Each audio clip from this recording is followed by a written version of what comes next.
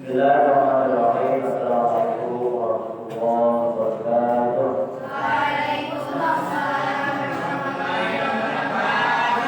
Assalamualaikum warahmatullahi wabarakatuh.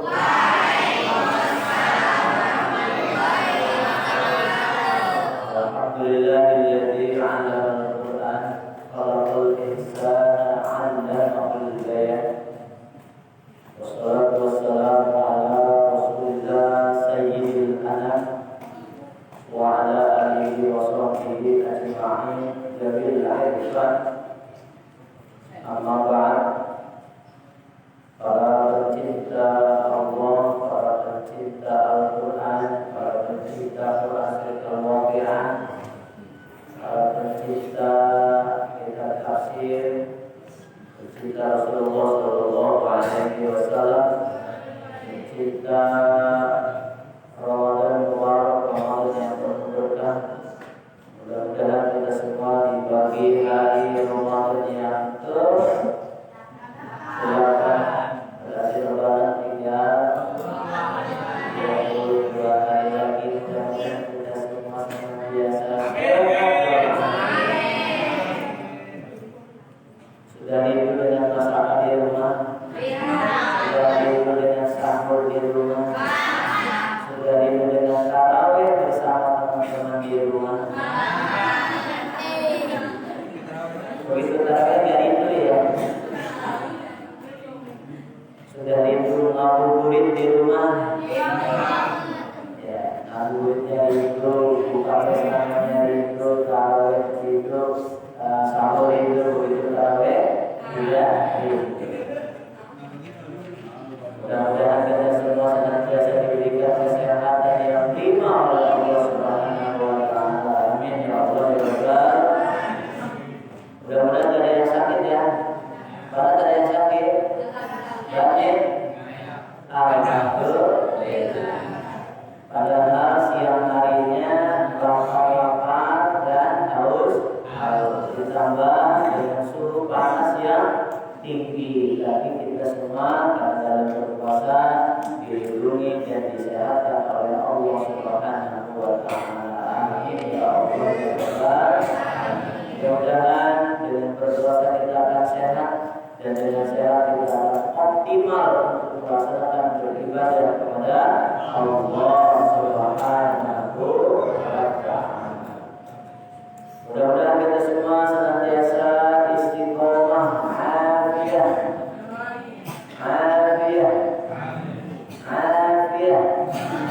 yaitu sehat rohaninya, untuk menyiapkan diri menjalankan perintah Allah dan menjauhi larangan-larangan Allah Subhanahu wa Ta'ala. Karena menjalankan perintah Allah dan menjauhi larangan itu tidak mudah, membutuhkan kesabaran. Bagaimana tidak sabar ketika siang hari yang lain mencuri waktu untuk makan, kalian tetap menahan diri dari rasa lapar. Ketika orang lain mencuri waktu untuk minum, kalian masih bertahan untuk menahan haus. Itu semua dalam rangka menjalankan perintah Allah Subhanahu wa Ta'ala dan menjauhi larangan-larangan Allah Subhanahu wa Ta'ala. Dan termasuk kelompok orang yang sabar, orang yang memiliki kesabaran adalah orang yang sabar ketika menjalankan perintah Allah dan sabar ketika menjauhi larangan-larangan Allah Subhanahu wa Ta'ala. Berarti kalau di luar sana ada yang tidak berpuasa, tergolong orang yang tidak sabar. Berarti kalau di luar sana ada orang yang berpuasa, maka berarti dia tergolong orang yang sabar, karena mampu melaksanakan perintah Allah dan menjauhi larangan Allah adalah bagian dari sifat-sifat sabar. Mudah-mudahan dengan kesabaran kita yang tinggi akan mendapatkan balasan yang setimpal oleh Allah Subhanahu wa Ta'ala, di surga bertemu dengan Allah Subhanahu wa Ta'ala. Mudah-mudahan kita semua dalam keadaan sukses. Amin. Sukses pendidikan. Amin. Sukses belajar. Amin. Sukses menuntut ilmu. Amin. Dan sukses membanggakan orang.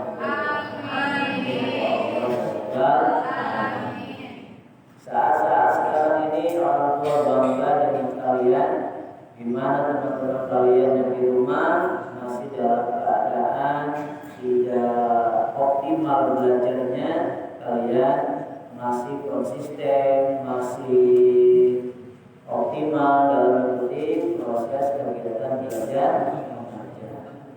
Belum ada libur, belum ada libur panjang, belum ada acara pengulangan. Ini bagian dari rasa syukur orang tua terhadap kalian karena menghabiskan waktunya di masa-masa remaja, masa-masa pubertas, masa-masa kebingungan antara menuju dewasa dan beralih di masa anak-anak. Kalian masih berjaga dalam jalan yang diridhoi oleh Allah Subhanahu wa Ta'ala. Karena di luar sana usia-usia kalian itu sudah disibukkan dengan chattingan, disibukkan dengan janji-janjian, disibukkan dengan tek-tekan, disibukkan dengan traveling-travelingan, disibukkan dengan ngedet-ngedetan. Nah, itu semua adalah bagian dari hal yang mengganggu dan merusak masa depan kalian. Karena masa depan kalian masih cukup panjang. Apabila kalian rusak masa depannya dari sekarang, maka runtuhlah seluruh cita-cita dan harapan kalian dan harapan orang tua. Alhamdulillah kalian masih terjaga di pesantren. Mudah-mudahan kita akan menjadi modal untuk meraih kesuksesan di masa yang akan datang. Amin ya Allah ya Rabbal alamin. Juga mudah-mudahan kita semua akan mampu memanfaatkan ilmu yang telah diajarkan oleh guru-guru kita. Apalagi di bulan Ramadan dengan berbagai macam ilmu, berbagai macam kitab yang digelar, mudah-mudahan bermanfaat untuk kehidupan kita semua. Amin ya Allah ya Rabbal alamin. Tidak hanya bermanfaat untuk diri sendiri, tapi mudah-mudahan bermanfaat untuk keluarga kalian, masyarakat dan umat yang lebih luas, sehingga kalian akan mendapatkan keberkahan dari ilmu yang kalian dapatkan. Amin ya Allah ya Rabbal alamin. Baik, bagaimana biasa di pagi hari Ramadan kita sudah melewati hari sekarang ke-8. Berarti masih ada waktu untuk kajian tafsir selama di bulan Ramadan, yaitu selisih 12 hari lagi. Kita akan manfaatkan 12 hari lagi di bulan Ramadan ini untuk kajian-kajian ilmu yang bermanfaat, ilmu yang berkualitas, dan ilmu yang akan membawa kita mendekatkan diri kepada Allah Subhanahu wa Ta'ala dan akan mendekatkan diri kepada Rasulullah Sallallahu Alaihi Wasallam. Bersama Pondok Pesantren Barokatul Rahman di pagi hari yang indah, di pagi hari yang cerah, di pagi hari yang sumringah, sebagaimana biasa kita mengkaji tafsir, mengkaji ulumul Quran, mendalami firman-firman Allah, khususnya di dalam kajian Quran surat Al-Waqiah dengan thariqah muqaranah, dengan metode tafsir muqaran, perbandingan tafsir, 3 kitab tafsir yang akan kita bandingkan secara konten, secara isinya.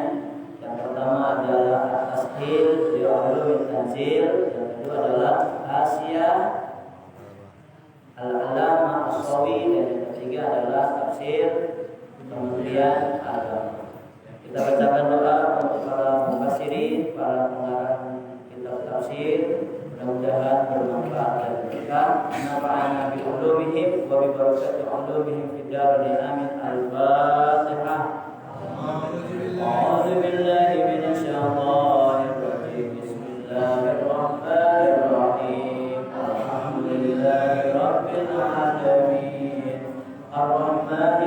Rahim Maliki Yaumiddin Iyyaka na'budu wa iyyaka nasta'in Ihdinas siratal mustaqim siratal ladzina an'amta 'alaihim ghairil maghdubi 'alaihim waladdallin.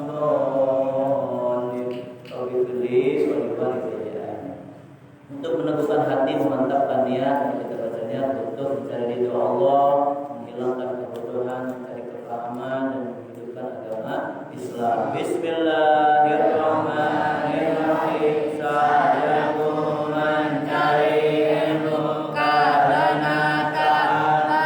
kita Allah, kita utusan Allah, menghilangkan kebodohan, mencari kepahaman, menghidupkan agama Islam. Karena Allah Ta'ala, Allahumma nawwir qulubana binuri hidayatika kama nawwartal arda binuri syamsika abadan abadan birahmatika ya arhamar rahimin. Rabbi fahli sadri wa yassirli amri wahlul 'uqdatam min lisani yafqahu qawli ya fattahu ya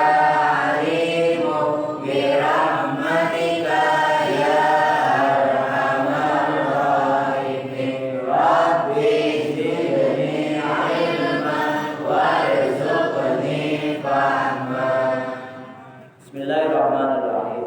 Kajian tafsir pada pagi hari ini kita akan melanjutkan dengan kajian tafsir model tafsir yang ditulis oleh Hasyiah Al-Allamah As-Sawi, penjelasan kitab tafsir Al-Jalalain. Bagaimana corak dari As-Sawi di dalam mengungkap tafsir Quran surat Al-Waqiah.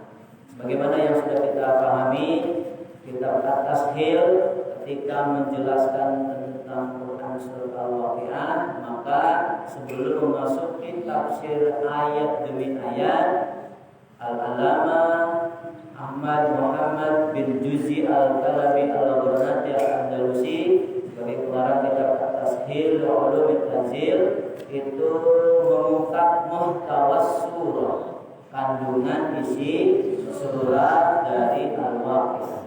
Lalu apakah sama yang dilakukan oleh Hasyiah Al-Allamah As-Sawi, pengarang kitab Tafsir Jalalain, pengarang sarah kitab Tafsir Jalalain? Apakah ungkapan yang disampaikan oleh At-Tashil juga sama dengan oleh Al-Allamah As-Sawi? Ternyata coraknya berbeda. Jadi kalau di dalam kitab Hasyiah As-Sawi, Al-Allamah As-Sawi, maka sebelum menafsirkan ayat demi ayat diungkapkan khosais wa fadail suratil Waqiah, diungkapkan keistimewaan dan keutamaan Quran surat Al-Waqiah.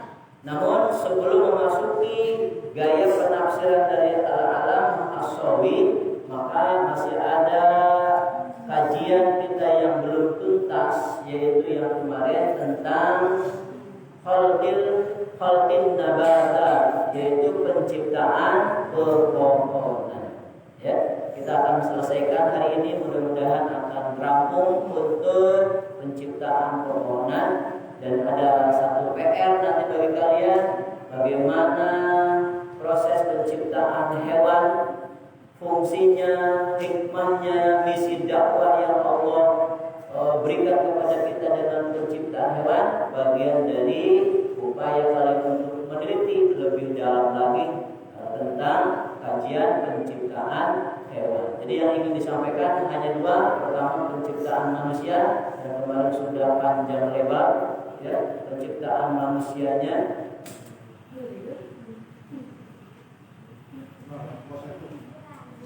Penciptaan manusianya. Oleh karena itu kita akan memasuki penciptaan pepohonan. Nanti untuk penciptaan hewan atau binatang, kalian silahkan searching, silahkan dalami, silahkan adakan kajian penelitian tentang penciptaan hewan. Kita baru sampai kepada model penciptaan hewan, sudah ya. Lalu kemudian term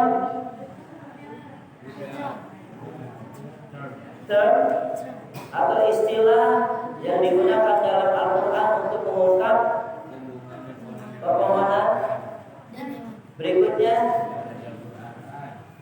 yang ketiga, cek model-model penciptaan pepohonan. Sudah. Jenis-jenis pohon. Lalu apa lagi? Ya. Ya, reproduksi kemarin model-model penciptaan pepohonan. Baik, sekarang kita akan lanjutkan yaitu dengan bagian berikutnya. Apa itu? D. Ya, bagian D. Yaitu bagian D adalah misi dakwah Tuhan melalui penciptaan pohon-pohonan.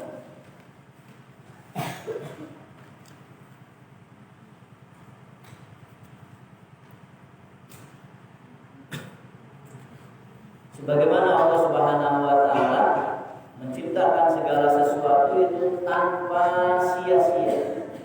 Tidak ada benda yang diciptakan oleh Allah, tidak ada manusia yang diciptakan oleh Allah, tidak ada hewan yang diciptakan oleh Allah, pohon-pohonan yang mana itu bernilai sia-sia. Semuanya adalah punya tujuan, punya maksud yang sangat agung, yang sangat besar, termasuk juga penciptaan pepohonan. Itu ada misi yang besar, ada pesan yang mendalam. Apa misi dari penciptaan pohon-pohonan? Setidaknya ada 3. Ada 3 misi penciptaan pohon-pohonan terkait dengan dakwah Al-Quran kepada manusia. Tentunya sasarannya adalah tetap manusia. Penciptaan pohon-pohonan untuk kebahagiaan manusia dan untuk kehidupan manusia yang lebih baik, agar tetap bertuhan, agar tetap mendekatkan diri kepada Allah Subhanahu wa ta'ala. Di antaranya ada 3 misi dakwah Al-Quran terhadap penciptaan pepohonan.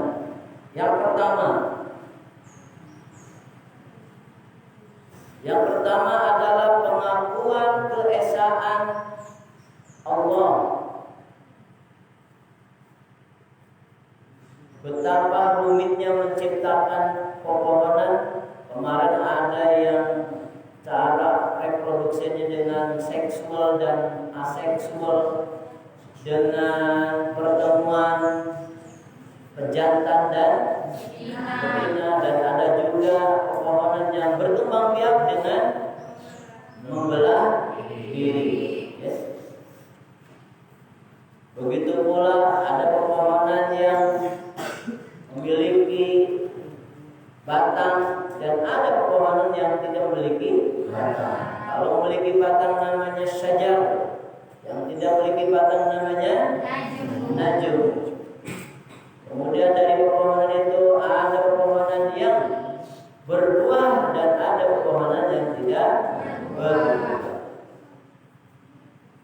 Betapa kerumitan penciptaan pepohonan ini sesungguhnya adalah memberikan petunjuk kepada kita bahwa yang menciptakan itu adalah Zat yang Maha Kuasa, Zat yang Maha Esa, Zat yang mampu berkehendak apapun sesuai dengan keinginan Allah Subhanahu wa ta'ala. Jadi begitu kalian melihat aneka ragam pepohonan, melihat aneka ragam nabati, melihat aneka flora, ya, hutan yang indah, kemudian pohon-pohonan, berbagai macam jenis bunga-bungaan, itu adalah menunjukkan keesaan Allah Subhanahu wa ta'ala. Hal ini ditegaskan dalam surat Al-An'am ayat 99. Wa huwa alladzi anzala minas samaa'i maa'an fa akhrajna bihi nabata kulli syai'in fa akhrajna minhu khadiran nukhriju minhu habban mutarakiban wa minan nakhli min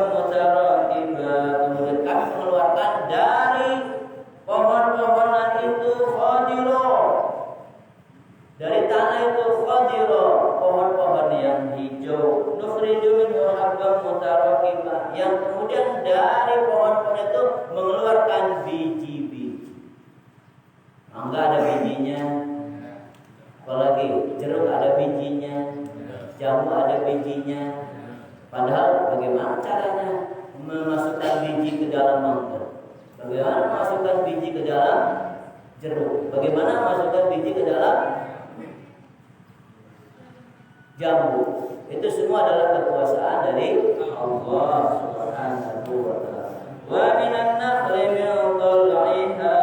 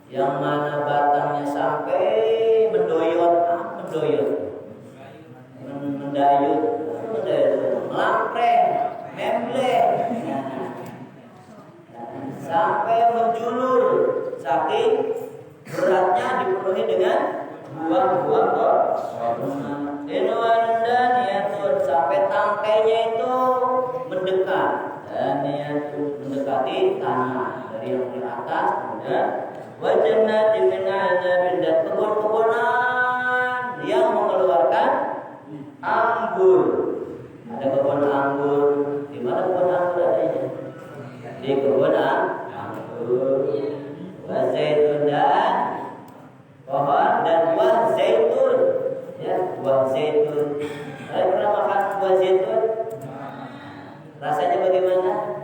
Oh iya, kalau yang dari orang tuanya yang dari Arab dari mana akan merasakan buah zaitun, berumah dan delima. Ya, Ya, mustabihat yang bentuknya serupa. Ya, ada yang bentuknya serupa, besarnya serupa, manisnya sama. Ya, ada yang ghairu mutasyabih, ada yang tidak sama. Ada satu pohon jeruk, satu yang satu manis, yang satu asam, yang satunya lagi asam manis, yang satu lagi asam kecut. Asam ya kecut ya. Nah itu beraneka ragam dari pepohonan yang tumbuh dari tanah diakibatkan melalui air hujan. Lihatlah buahnya. Perhatikan buahnya tidak asmarwayani ketika berbuah dan matang. Ya, bagaimana proses dari mulai belum ada buah kemudian berbuah, dari berbuah kemudian menjadi matang. Kalian hanya inginnya menikmati tapi tidak mau memperhatikan proses-prosesnya. Itulah kekuasaan dari Allah Subhanahu wa Ta'ala. Bagaimana jadinya, bagaimana jadinya, ya, dari mulai tumbuhnya batang mangga, lalu kemudian dahan, ranting, daun, lalu ada bunga-bunganya, kemudian tumbuhlah pentil mangga yang asam besar, kemudian menjadi manis. Itu bagaimana mengirim gulanya, bagaimana itu mencampur adukkan kemanisannya, kadar gulanya seperti apa. Itu adalah pekerjaan Tuhan yang Maha Kuasa. Rambutan itu bagaimana itu rambutan bisa masuk ke dalam kulit rambutan? Tulis. Gimana caranya? Apa bijinya dulu, kemudian daging rambutannya, baru kulitnya? Apa gimana?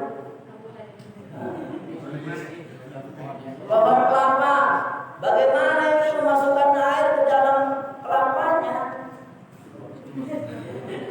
Dari mana? Dari bawah, ada selangnya. Subhanallah. Itu semua adalah kekuasaan Allah Subhanahu wa Ta'ala. Itulah misi dakwah yang pertama. Allah ingin menyampaikan betapa maha kuasanya Allah. Hanya dengan proses menurunkan air hujan ke bumi, kemudian bumi tanahnya subur, tumbuhlah kemudian berbagai macam pepohonan dan tumbuhan menghasilkan buah, manis dan lain sebagainya. Itu yang pertama. Jadi misi dakwah diciptakannya pepohonan oleh Allah adalah agar kita mengakui kekuasaan dan keesaan Allah Subhanahu wa Ta'ala. Kira-kira yang membuat kelapa itu ada yang manis, mengisikan airnya ke dalam kelapa itu Allah sendirian atau Allah dibantu dengan teman-temannya? Emang Allah punya teman? Allah punya tim? Allah sendirian. Allah Maha Esa. Allah Maha Kuasa. Yang kedua, misi dakwah yang kedua atas penciptaan pepohonan yang kita saksikan di kiri kanan depan belakang kita. Setiap kita lewat pasti menemukan pohon-pohonan, ada yang pohon-pohonan kecil seolah-olah tidak berguna, rumput diinjak-injak, padahal sesungguhnya dia berguna untuk menopang air. Bisa untuk menjadi pakan kambing. Ya. Allah tidak akan pernah menciptakan sesuatu batila, sia-sia. Pasti ada manfaat dan ada tujuannya. Hanya kita tidak sampai. Otak kita belum sampai. Kenapa Allah menciptakan pohon duri? Kenapa Allah menciptakan pohon berenung pahit? Ya. Padahal di beberapa penelitian itu pohon berenung buahnya itu bisa digunakan untuk selai. Ya. Dan untuk menghilangkan rasa pahitnya, itu ada tekniknya tersendiri. Itu bisa dilihat di beberapa tayangan seperti si gundul, apa tuh? Jejak si gundul. Nanti kalian boleh bikin Lihat dong, si gundul berambut botak, si gundul berambut gondrong, si gundul berambut gondrong ini.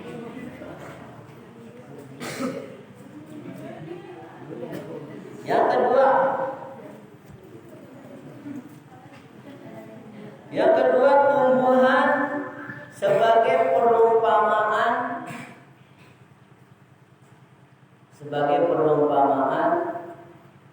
kehidupan setelah kematian. Jadi bagaimana kita bisa mengamati tumbuhan yang tadinya tidak tumbuh, tadinya tidak ada, kemudian kena siraman air hujan, lalu tumbuh. Berarti tumbuh-tumbuhan diawali dari tidak ada. Siapa yang mengadakan? Allah. Setelah tidak ada kemudian tumbuh-tumbuhan, tua tidak tumbuh-tumbuhan, tua. Ya setelah tua kemudian keropos, setelah keropos kemudian mati. Matinya kemana? Siapa yang mematikan? Allah Subhanahu wa ta'ala. Kembali kepada Allah. Itu sebetulnya perumpamaan bagi kita bahwa kita akan kembali kepada Allah.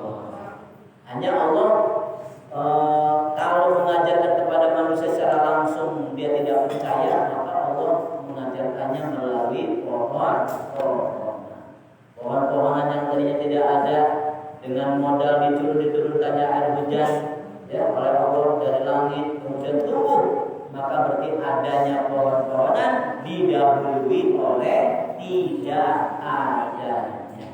Siapa yang mengadakan? Allah. Lalu kemudian tumbuh, siapa yang menumbuhkan? Allah. Lalu berbuah, siapa yang memberikan buah? Allah. Setelah itu kemudian pohonnya tua, keropos, mati, siapa yang mematikan pohon-pohonan? Allah. Berarti dari mulai tidak ada dan kita kembali akan menjadi tidak ada lagi. Siapa yang melakukan itu semua? Allah Subhanahu wa ta'ala. Yang ketiga,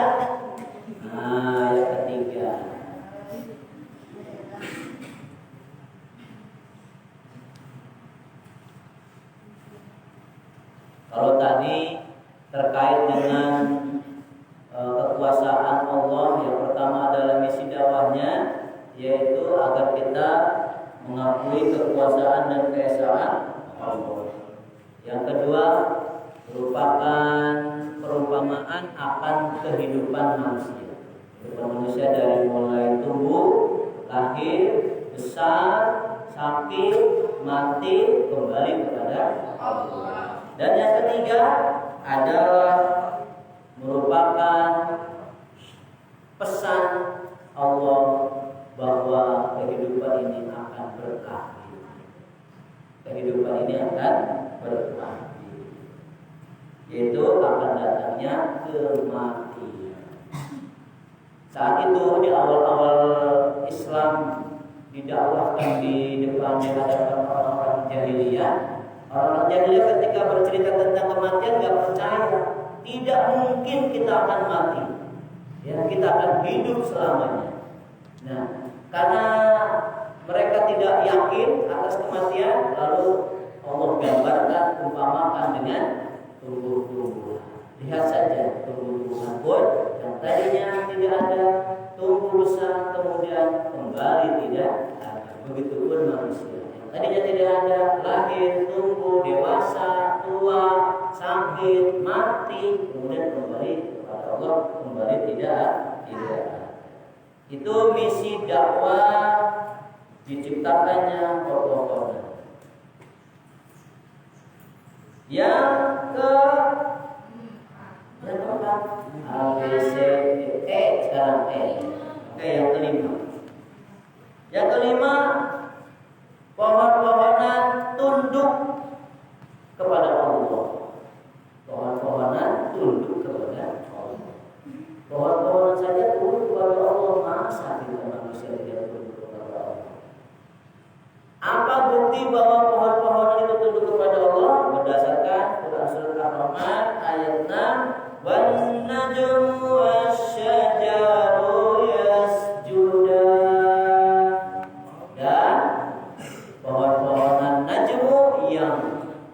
tidak berbatang, wasyajaru dan pohon-pohonan yang berbatang, yasjudani mereka keduanya sujud kepada Allah Subhanahu wa ta'ala.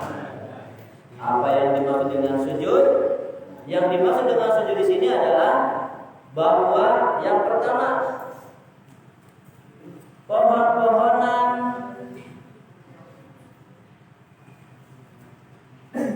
bayang-bayangnya adalah tunduk.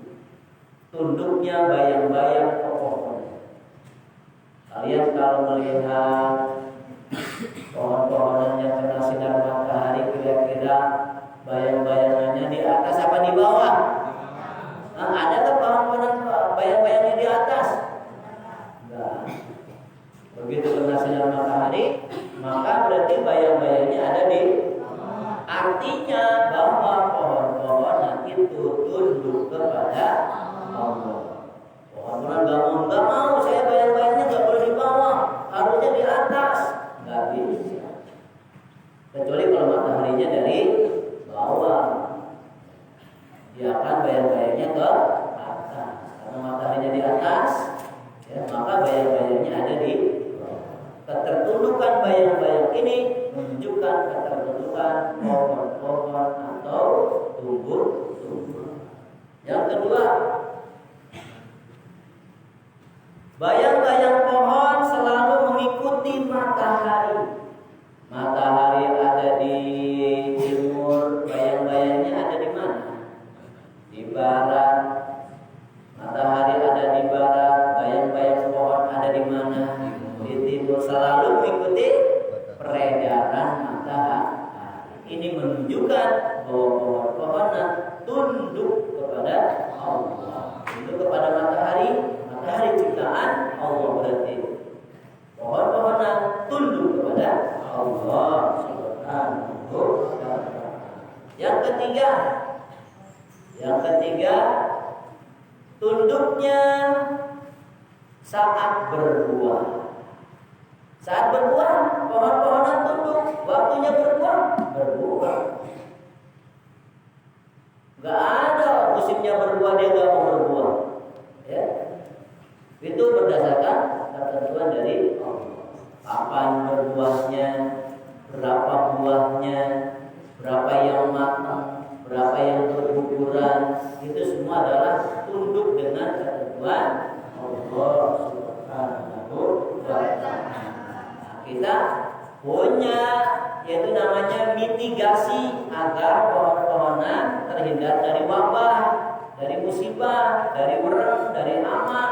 Bagaimana caranya? Itu namanya mitigasi. Kita punya problem solving, punya pemecahan masalahnya.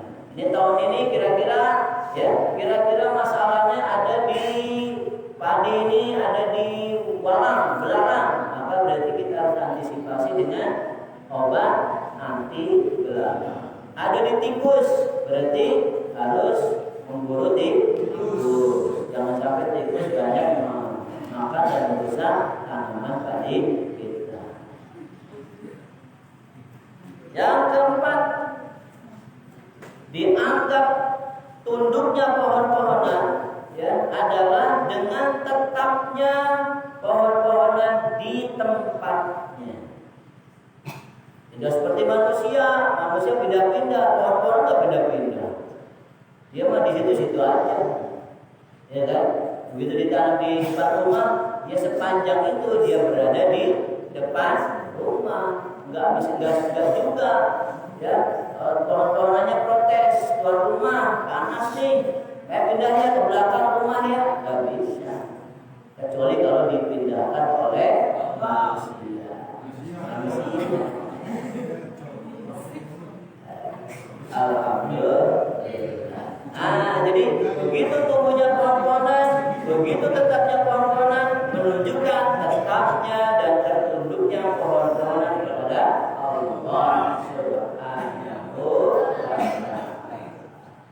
Kecuali kalau hidroponik jadi gotong-gotong, ya kan, hidroponik digotong-gotong. Tapi tetap saja pohonnya tidak bergerak. bunga-bunga yang ada di pot bisa dipindah. Tapi juga dia tidak bisa keluar dari potnya kecuali kalau dikeluarkan oleh pemiliknya. Itu menunjukkan ketertundukan pohon-pohon kepada Allah Subhanahu wa ta'ala. Yang kelima,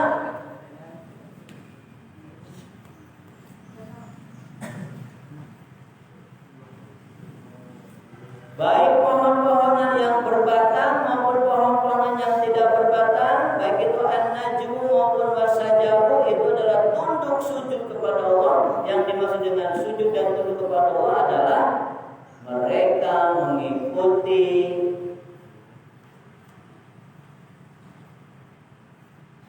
aturan-aturan benda-benda langit, musim-musimnya,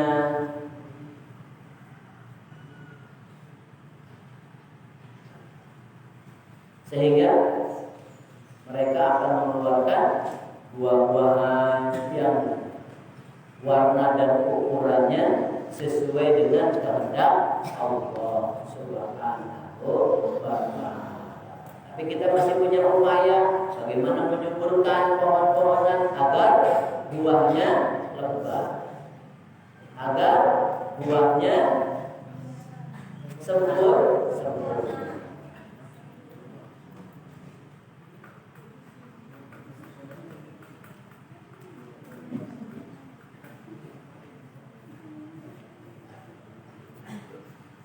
Ketertundukan makhluk-makhluk Allah, baik itu pohon-pohonan, ini sebagaimana yang Allah gambarkan, alam taro anna Allaha yasjudu lahu ma fis samawati wa ma fil ardi wasyamsu wal qamaru wan nujumu wal jibalu wasyajaru wad dawabu wa katsirun minan nas.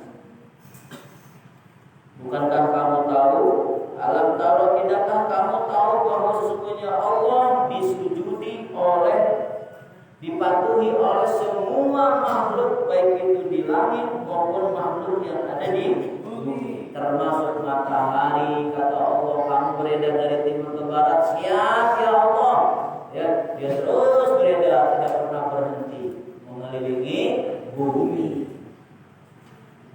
Bumi pun beredar di dalam porosnya.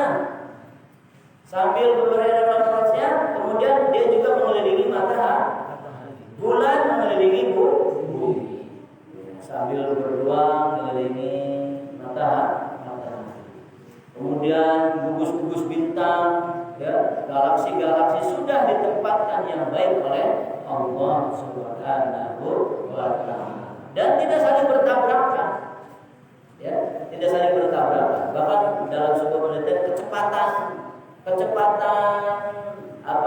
perputaran bumi itu, ya, melesetnya hanya 0, berapa gitu.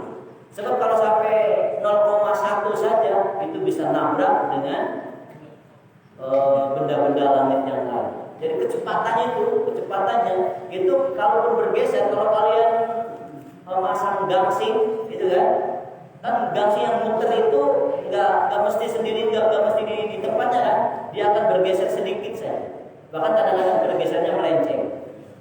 Begitu melenceng akan menabrak gangsing yang lain. Begitu pun semua yang ada di atas, yang di langit itu semuanya berputar pada poros, berjalan pada poros. Dan bergesernya itu tidak kurang dari 0, sekian persen. Sebab kalau sudah 0,1%, maka akan terjadilah kiamat, tabrakan, ya, mulai benda-benda langit yang akan menabrak. Kalau sudah satu ketabrak, pasti akan nabrak yang lain. Seperti kalian main ini rambol. Nah, begitu kalian tersentuh, yang satu tersentuh, maka yang satu akan melesat. Melesatnya koin yang lain akan menabrak kepada koin-koin yang lain, maka akan hancurlah tatanan kehidupan bumi dan langit. Maka akan terjadilah kiamat. Jadi kalau bencana-bencana itu namanya kiamat sugro, kiamat kecil, ya. kalau ada tsunami itu adalah pergeseran lempengan dasar laut. Di dasar laut kan begini nih, ya, ada lempengan-lempengannya, lalu bergeser dikit, ya. Nah, bergeser dikit, maka posisi yang ini akan jatuh.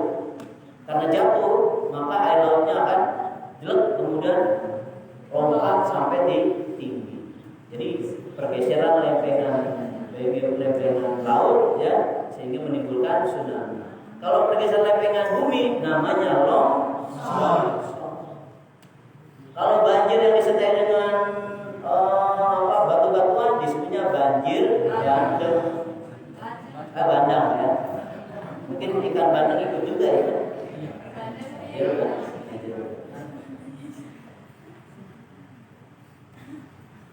Itu yang ke-5. Oke, yang sekarang yang ke-6. Fungsi dan manfaat tumbuh-tumbuhan dan pepohonan. Pak, apakah ada manfaat tumbuh-tumbuhan? Apakah Allah yang menciptakan untuk manusia itu ada manfaatnya? Nah, maka ini bagian yang harus kita pahami. Apa tujuan Allah menciptakan pohon-pohonan dan apa fungsi mereka untuk manusia dan untuk pepohonan sendiri.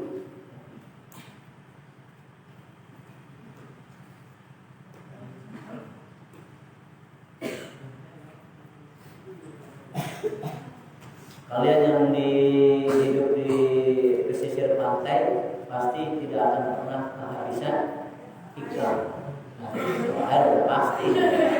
Saya tidak akan pernah kehabisan ikan karena jutaan miliaran jenis ikan, dan itu harus selalu dirawat. Namanya biodiversifikasi, ya. Bagaimana merawat dari lingkungan hidup supaya tidak tercemar. Karena begitu tercemar, maka bibit-bibit ikannya yang kecil-kecil itu akan mati. Makanya berbahaya kalau penangkapan ikan dengan ukat harimau, ya. Ukat harimau karena akan merusak ekosistem yang paling kecil. Itu harus dirawat. Bahkan orang-orang barat, ya, orang-orang barat itu mereka sudah tidak lagi bahwa di perairan ini musimnya adalah ikan ini, tidak. Jadi perairan ini akan sama musimnya dengan di perairan yang sebelahnya. Karena mereka sudah mulai canggih untuk merawat ekosistem. Begitupun di flora, di bagian tumbuh-tumbuhan, ya, mereka sudah tidak lagi menunggu makan durian di musim durian. Tetapi sekarang durian akan bisa tumbuh di luar musim durian. Bahkan satu pohon mangga sudah tidak lagi hanya satu jenis. Kalau kita mengenalnya pohon mangga hanya satu jenis, jenisnya jenis mangga dermayu, atau si mana lagi, ya. Tapi mereka sekarang sudah menciptakan bahwa satu pohon mangga bisa beraneka rasa, beraneka ragam pohon mangga. Ditambah lagi bahwa kita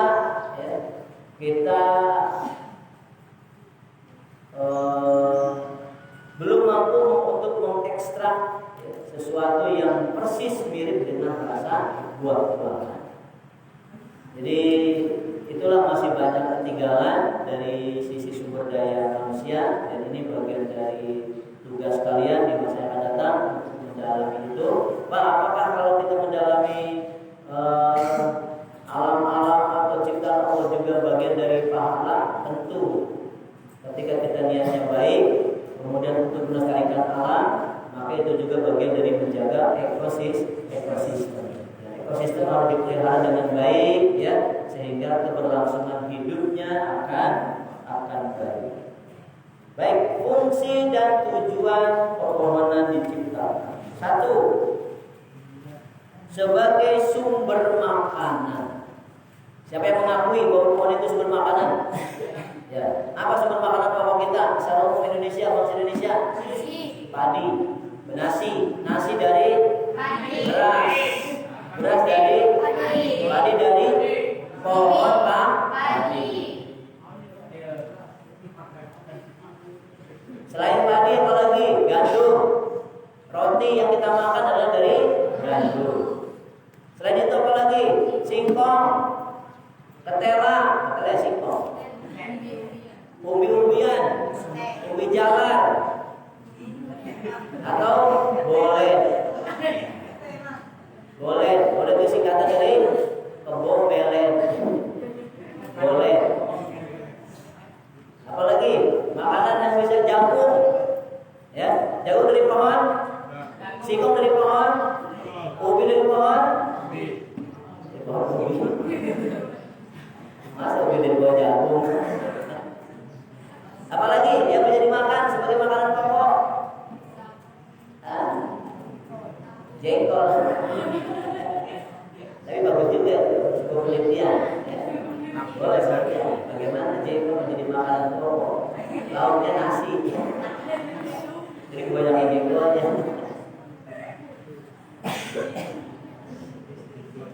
Nah, ini bagian dari tugas kalian bagaimana singkong ini diolah, ya, dikemas menjadi makanan pokok yang digemari.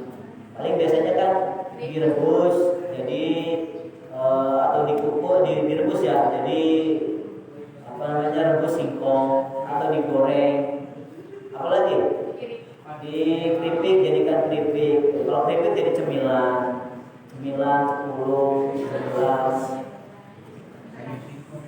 Ada siapa singkong? Singkong di saya bisa. Mungkin daunnya ya. Wah, ada singkong di sayur. Ya, kecuali kalau ketika singkong digoreng bukan jadi makanan pokok, tapi jadi cemilan. Nah, kira-kira bagaimana caranya singkong jadi makanan pokok? Zaman dulu namanya ada gaplek, ya, gatot. Yaitu singkong yang didiamkan, dijemur. Nanti kalau musim padi kurang atau banyak kendala, maka bisa digunakan singkong atau gaplek untuk makan. Tapi sekarang rata-rata kehidupan bangsa Indonesia sudah sejahtera. Bahkan jenis beras yang dimakan juga jenis beras yang medium, ya, jarang yang di bawah, ya. Apalagi yang sekarang rata-rata di perumahan itu yang premier, ya, yang premium, yang di atas, harga 13.000 sekilo. Kalau di kampung masih yang 7.000, 8.000, 9.000, ya, itu yang medium. Ada lagi yang terbawah, ya, terbawah itu ada yang 1 kilo 5.000 dan lain sebagainya. Dan untuk zakat fitrah saat ini adalah kemarin penentuan besarnya zakat fitrah, kebetulan bagian Bapak, bagian Komisi Fatwa, ya, menentukan besarnya zakat fitrah berdasarkan kajian, yaitu beras yang tertinggi di pasar online, ya, itu senilai 10 sampai 13.000. Sehingga akhirnya diputuskan 10.088.880 rupiah kalau salah. Akhirnya diputuskan untuk zakat fitrah ini adalah premium yang seharga 1 liternya adalah 10.000. Berarti kalau 3,5 liter 35.000. Maka besaran zakat fitrah, ya, yang sudah diputuskan oleh MUI Kabupaten Bekasi, kebetulan Bapak sebagai ketua komisinya, memutuskan bahwa untuk nilai uang, butuhnya kan yang afdol kan beras, tapi kalau mau dinilai uang kan, maka nilainya adalah 35.000 per kepala untuk zakat fitrah. Dan zakat fitrah bisa dimulai dari awal Ramadan, ya. Jadi jangan menunggu akhir Ramadan. Awal Ramadan juga bisa berzakat fitrah. Di tengah juga, di akhir juga, ya. Yang penting jangan sampai habis waktunya Ramadan. Kapan habis zakat fitrah? Saat khatib naik mimbar. Saat khatib naik mimbar, maka selesailah waktu berzakat.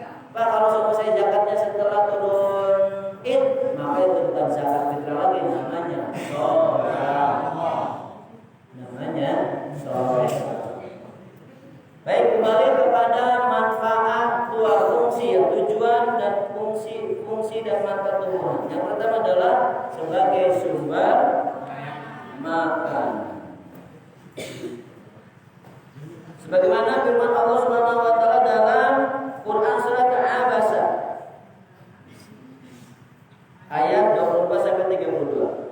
Falyanzuril insanu ila ta'amih anna sababnal ma'a sabba thumma shaqaqnal arda shaqqa fa anbatna fiha habba wa 'inaban wa qadba wa zaytunan wa nakhlan wa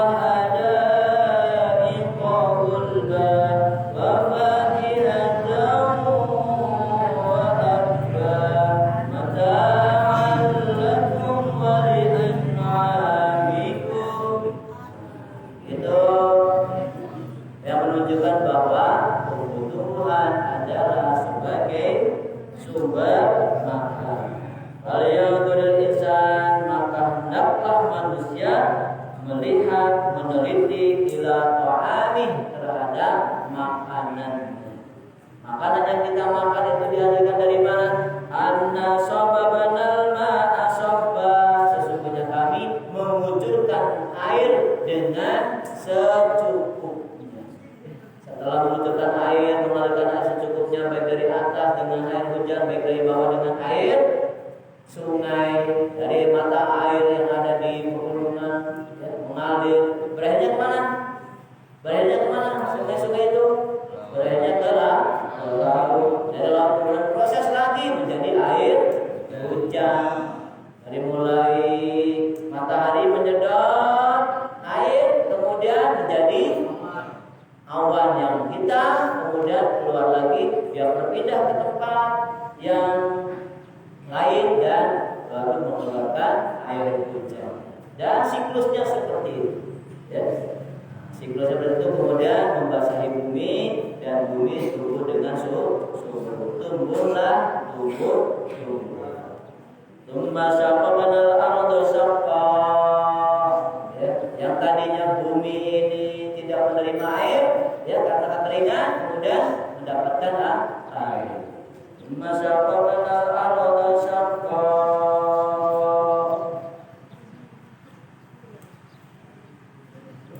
Kemudian akhirnya bumi tumbuh, menumbuhkan tumbuhan. Fa'ambasna fiha habba. Kemudian kami tumbuhkan dari biji-bijian, ya. Dari biji-bijian tumbuhkan biji padi, wa inaban wa qadba, anggur dan sayur-sayur. Wa zaitunan wa nakhla, buah zaitun dan buah korma, wa hadaiqa gulba, dan kebun-kebun yang rindang.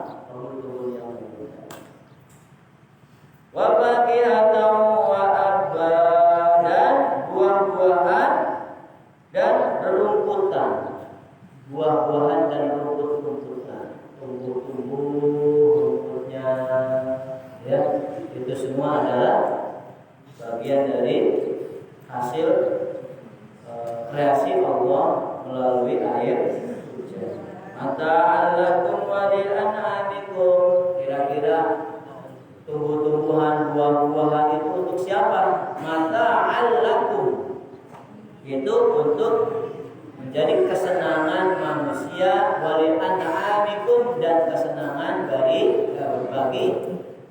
bagi hewan-hewan kalian. Kalian punya kambing, makanannya apa? Rumput. Kalian punya kucing, makannya apa? Kalian punya kerbau, makanannya apa? Rumput. Punya sapi, punya macan, punya singa, punya dinosaurus, makanannya apa?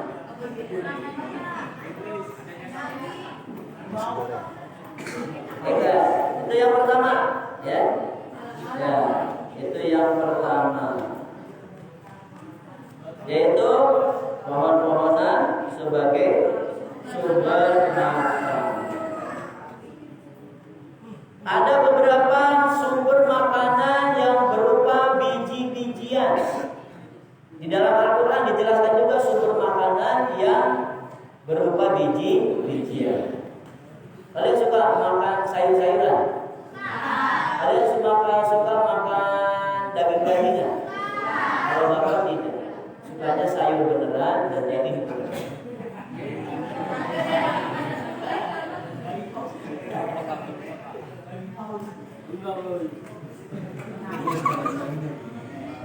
Baik, di antara makanan yang berupa biji-bijian adalah ada 1, 2, 3. 1, 2 ya, ada 2. Yang pertama adalah al-hab. Al-hab. Habun. Itu biji-bijian. Biji-bijian yang digunakan untuk makanan pokok. Apa di antaranya yang berupa biji-bijian yang bisa dimakan? Padi, beras, nasi, jagung, gandum, apa lagi? Kacang hijau, kacang kedelai, melinjo, biji-bijian. Nah itu beda lagi, itu maksudnya ke sayur. Ini untuk menjadi makanan pokok. Nah, kacang-kacangan masuk lagi kepada yang lain, yaitu namanya yang kedua, adas. Nah, dari biji-biji itu ada 2, ada alham dan ada adas. Adas itu sejenis kacang-kacangan. Tapi kamu jangan banyak makan kacang, nanti dikacangin.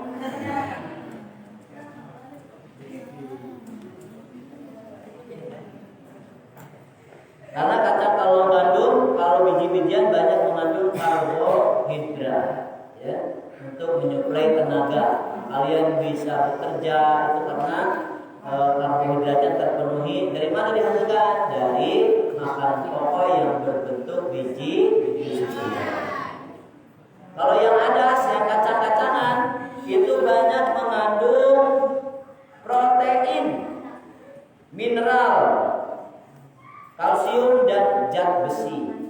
Itu sehingga kalian tulangnya kuat, ya, tulangnya kuat, protein, mineral, ya, serat-serat dalam tubuhnya cukup. Itu dihasilkan dari kacang-kacangan. Ada kacang apa saja? Kacang hijau, kacang kedelai, kacang panjang, kacang pendek. Gak ada kacang pendek. Buncis masuk kacang-kacangan. Buncis. Apa lagi? Kacang tanah, kacang pendek. Kacang pendek dari kacang-kacangan. Bukan ya? Dia dari buah-buahan. Karena buah itu. Oke, itu makanan yang dihasilkan dari biji-bijian. Yang kedua, yaitu jenis makanan yang dari sayur-sayuran. Al-Quran pun berbicara tentang sayur-sayuran. Di antaranya ada 4 ya. 1, basol, bawang merah. Al-Quran bicara juga tentang basol, bawang merah. Dan ternyata bawang merah yang menjadi penyedap rasa. Dan kalau bikin nasi goreng, nasi uduk udah ada bawang merahnya, yang digoreng rasa kurang wangi kan. Basol itu bawang merah. Yang kedua, fum artinya bawang putih. Nah, bawang putih biasanya untuk mengalahkan rasa bau amis. Ya, bawang putih. Apalagi? Untuk apa lagi? Untuk menyedapkan rasa juga. Ya, apalagi kalau Kalau kalian lebaran ini ada goreng kacang, kemudian ada sisiran goreng bawang putihnya, agak pahit-pahit tapi wangi. Fun namanya bawang putih. Yang ketiga, khardal, yaitu sejenis tumbuhan rumput tapi pedas. Khardal, cabai, bisa masuk cabai. Apalagi ketumbar, lada ya, lada. Bisa apa lagi? Paprika. Nah. Apalagi? Hah? Yang pedas? Hah? Saus.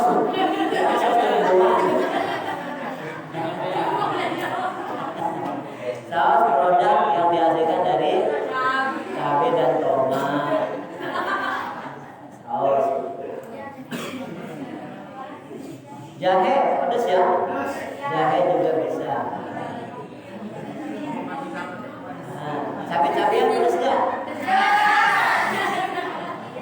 Yang pedas cabai beneran, kalau cabai-cabean ya gemaskan. Kalau cabai beneran mempedaskan, kalau cabai-cabean gemaskan.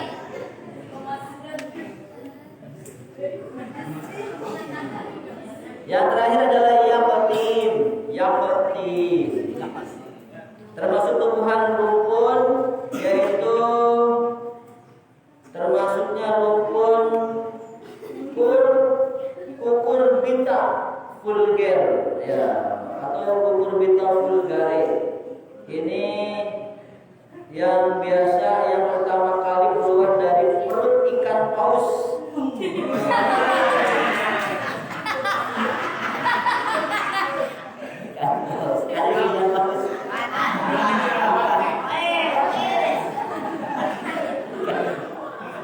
Apa hubungannya dengan ikan paus?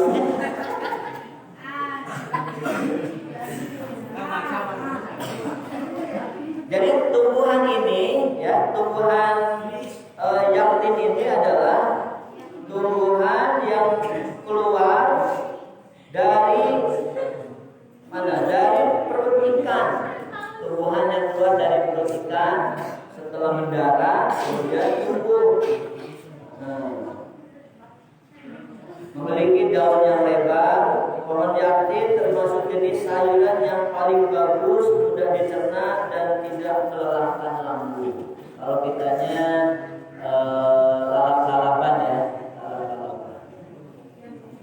Seperti timun saja juga sudah bagus itu timun untuk menghilangkan diantaranya menghilangkan bau mulut. Jadi kalau kalian habis makan jengkol, akhiri dengan makan timun supaya bau jengkolnya tidak. Ada lagi teori yang bagus, habis makan jengkol supaya tidak bau jengkol, makan pete. Jadi nggak bau jengkol, tapi bau pete.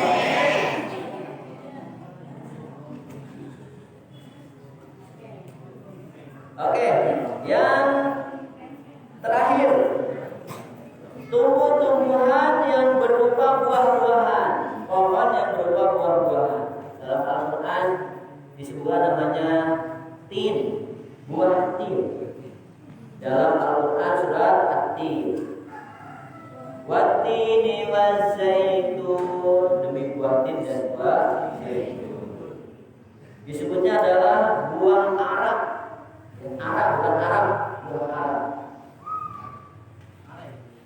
Di antara kandungan isi buah tin, menurut Profesor Dr. Jamaluddin Hussein, wah luar biasa nih, Profesor Dr. Jamaluddin Hussein meneliti tentang kandungan isi dari buah tin.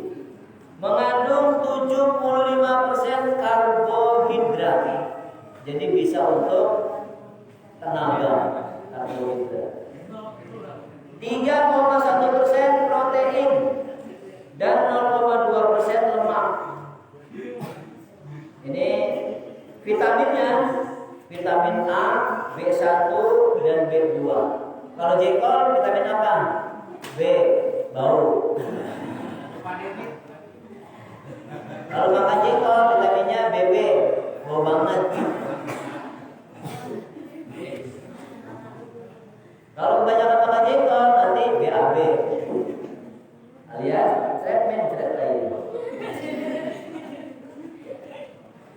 Oke, itu tin, buah tin. Yang kedua zaitun. Yang kedua adalah buah zaitun. Buah zaitun ini tumbuh di kawasan sekitar Laut Tengah. Ya, tidak sembarangan tumbuh. Tumbuhnya di kawasan sekitar Laut Tengah. Mengandung protein, zat garam, besi, fosfor. Ya, besi itu maksudnya untuk menyehatkan tulang, bukan ada besinya, bukan. Zat besi, fosfor, vitamin A dan B. Jadi Allah ciptakan buah-buahan itu tidak sia-sia, berguna untuk kehidupan manusia. Kalau dikonsumsi maka akan sehat untuk menambah zat garam, besi, fosfor, dan juga mengandung vitamin A dan B. Yang ketiga, kurma.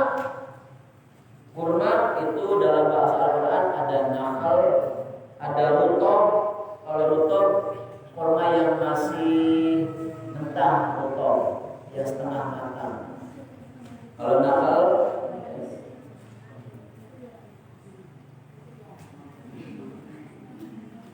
kalau kurma batangnya tinggi, ya, kemudian lurus, nggak belok-belok. Kalau belok bukan kurma, tapi kurmali. Kalau kurma lurus, kalau yang belok-belok kurmali. Kalau yang manis kurma, kalau yang manis banget kurmali. Makanya kalau buka bersama, ya, bahwa buka puasa harus bersama yang manis. Itu harusnya dengan buka bersama kurmali. Bersama yang manis. Oke, itu yang ketiga kurma ya. Kurma ini buahnya manis. Bisa dimakan mentah. Mentahnya juga manis juga. Inilah seperti buah kurma. Mentahnya saja manis, apalagi tuanya. Masih mudanya manis, apalagi masa tua. Itulah filosofi dari kurma. Dan walaupun ada sepet-sepet dikit, itu berguna untuk merangsang kesuburan dari pasangan. Biasanya ya ada keyakinan bahwa orang yang ingin hamil, cepat hamil harus makan kurma muda. Kurma muda, bukan kurma mahmud. Kurma mahmud nama muda.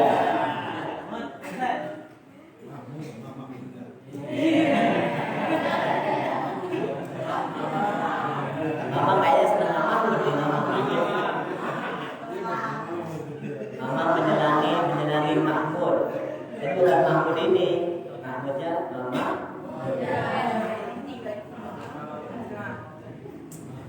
Kurma mengandung yaitu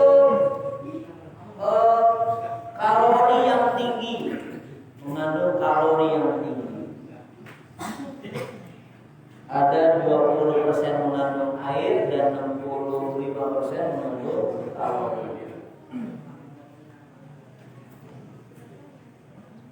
Oke, baik. Pelepahnya bisa dijadikan untuk rumah kediaman. Pelepahnya itu apa ya? Daun yang menyangga daunnya, daun yang nempel di. Kalau ini kayak pohon kelapa ya. Nah, itu pelepahnya bisa digunakan jadi atap rumah. Makanya Rasulullah itu dulu atap rumahnya terbuat dari pelepah pohon. Sangat sederhana sekali. Bahkan atapnya itu, ya atapnya itu bisa dirambet, apa rambet itu? Bisa disentuh. Saking pendeknya rumahnya Rasulullah. Sederhana. Ya. Bantalnya dengan terbuat dari tangan kaki. Kalau kita kalau nggak tidur di atas spring bed yang empuk nggak bisa tidur. Supaya apa? Supaya subuhnya tidak bangun. Tapi Rasulullah tidurnya di atas tangannya. Dan cangkirnya Rasulullah terbuat dari cangkir besi yang mudah karat. Betapa sederhananya Rasulullah SAW. Kalau ada makanan dia makan, kalau tidak Rasulullah puasa. Jadi kalau begitu pulang ke rumah, ada yang dimakan, tidak ada ya Rasulullah, beliau puasa. Kalau kita tutup sajinya melayu, mana sih mau? Piring, marah, ya kan? Tapi Rasulullah tidak. Bahkan kalau Rasulullah kemalaman, pulang berdakwah kemalaman, ya istrinya sudah tidur, diketok 3 kali pintunya nggak bangun-bangun, mama, tok, pakai. Sampai 3 kali nggak bangun-bangun, Rasulullah tidur di depan pintu, Kalau kita ditendang, mana sini nggak bangun-bangun, Andin.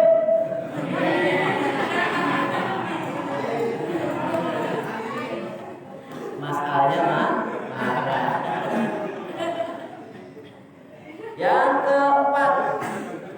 Yang keempat adalah delima rumah. Ya.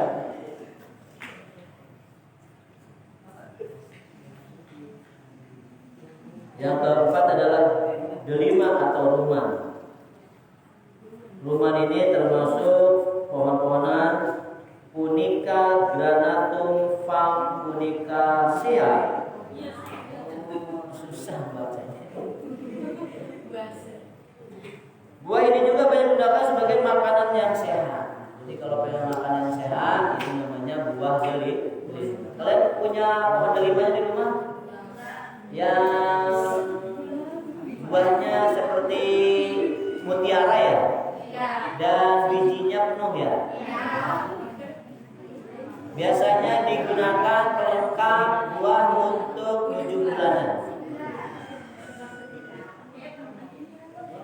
Ternyata buah delima ini mengandung, yaitu diantaranya mengandung sodium, ya, riboflavin, tiamin, niacin, vitamin C, kalsium, dan fosfor. Oh, luar biasa ya kandungan yang ada pada delima. Mudah-mudahan kita bisa menikmatinya, tetap dengan menikmati bagian dari merawat, menumbuhkan, menjaga ekosistem tubuh.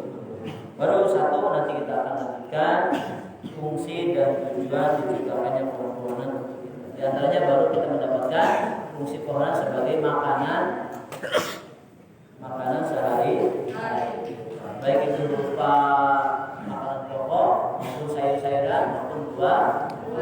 Demikian mudah-mudahan bermanfaat. Mari kita akhiri kajian tafsir dengan sama-sama menutup dengan doa kepada Tuhan Subhanallahumma wa bihamdika asyhadu an la ilaha illa anta astaghfiruka wa atubu ilaik.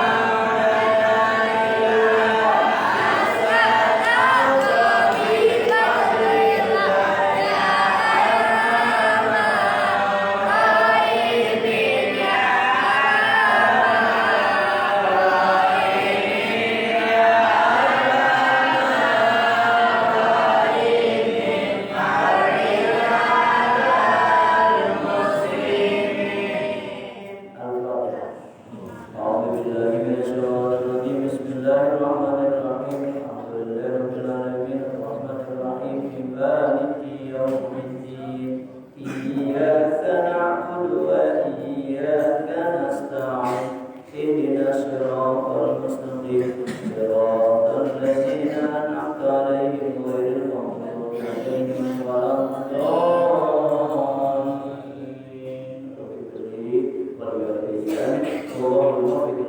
Assalamualaikum